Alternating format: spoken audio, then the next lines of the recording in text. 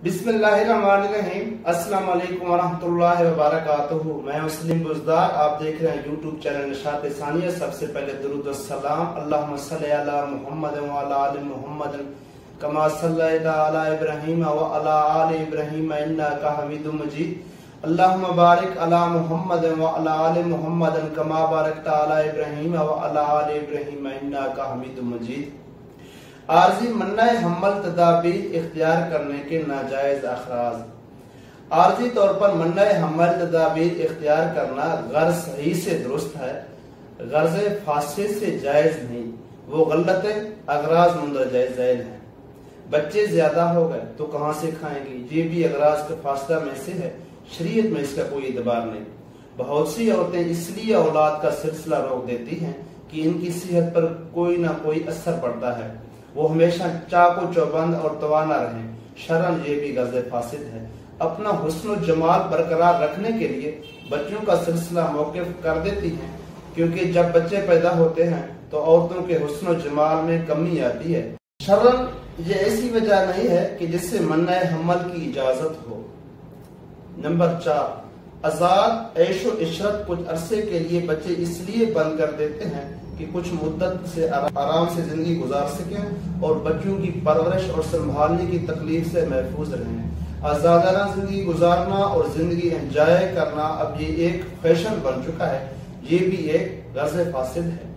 Number 5, बाज आदमियों के लड़के मौजूद होते हैं तो इस वजह से औलाद का सिलसिला बंद किया जाता है कि लड़की पैदा ना हो जाए, तो इस खौफ से औलाद का सिलसिला रोकना नाजायज है। बाज ख्वातीन मुलाजमत करती हैं या किसी समाजी काम में मशगूल होती हैं, बच्चे पैदा होने से इनकी मुलाजमत और काम में खलल आता है, इसलिए बच्चों का सिलसिला मौकूफ कर देते हैं। ये भी गलत मकसद है।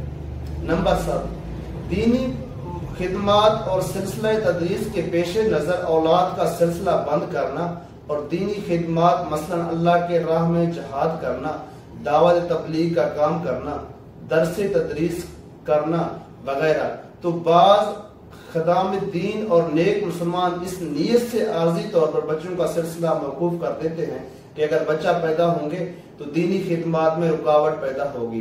बिलखुसूस आजकल बनात के मुदारस की कसरत है, जहाँ मालूमात बढ़ाती हैं, इनके यहाँ ये सूरत हाल ज्यादा पेश आती है।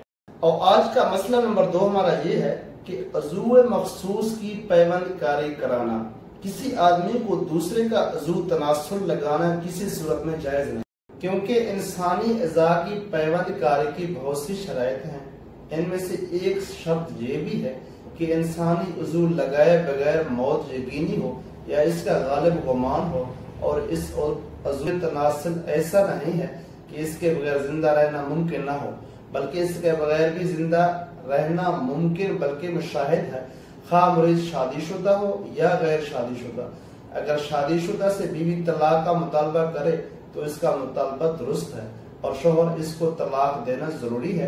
ताहम अगर किसी को दूसरे के अज़ू तनासुल लगा लिया तो इससे बीवी से जमा करना और बीवी का इसको देखना छूना जायज है, और इसके नतीजे में जो औलाद पैदा होगी वो भी साबितुन नस्ब होगी।